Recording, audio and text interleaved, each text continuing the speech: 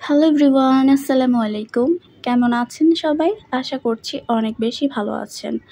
আজকে আমাদের বাসায় কী রান্না হয়েছে, সকাল থেকে রাত পর্যন্ত আমি কী খাবার খেয়েছি সবই থাকছে আজকের এই ভিডিওতে।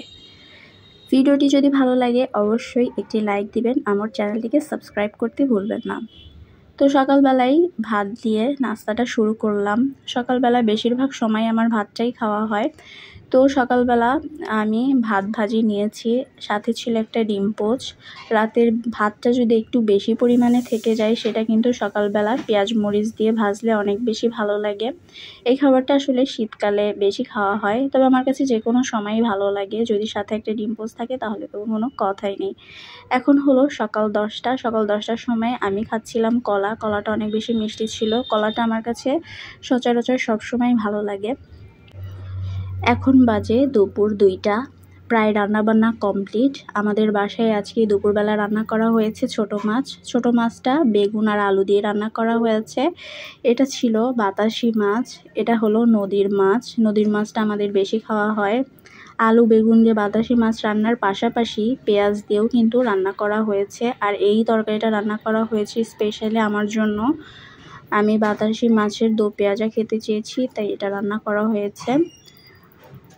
এরপরে আরও একটা ভর্তা করা হয়েছে। এখানে আজকে ভর্তা করা হয়েছিল বাদাম ভর্তাটা আমাদের বাসায় সবাই অনেক বেশি পছন্দ করেন, তাই আমার আপু বাদাম ভর্তা করছিলেন।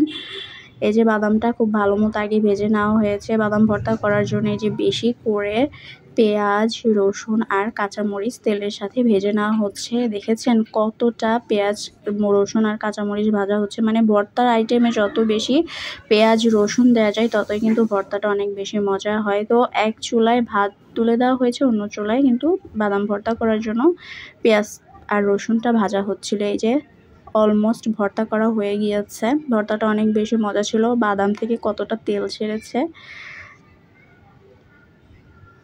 এই যে ভর্তাটা কমপ্লিট। এখন আমি লাঞ্চ করব। প্রথমেই আমি সাদা ভাতের সাথে ভর্তা নিয়েছি।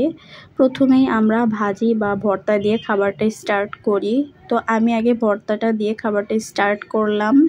আপনারা আজকে দুপুরবেলা কি দিয়ে লাঞ্চ করেছেন চাইলে কমেন্ট করে জানাতে পারেন।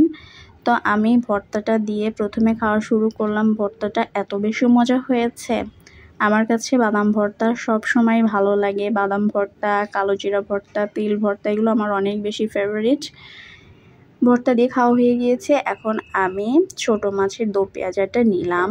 এটা অনেক বেশি মজা হয়েছিল। বেশি করে পেঁয়াজ দিয়ে মাছটা দো পেঁয়াজা করলে কী যে মজা লাগে।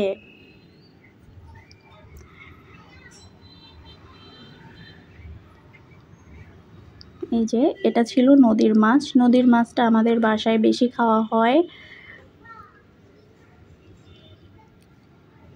এই যে আমার খাবার কিন্তু অলমোস্ট কমপ্লিট।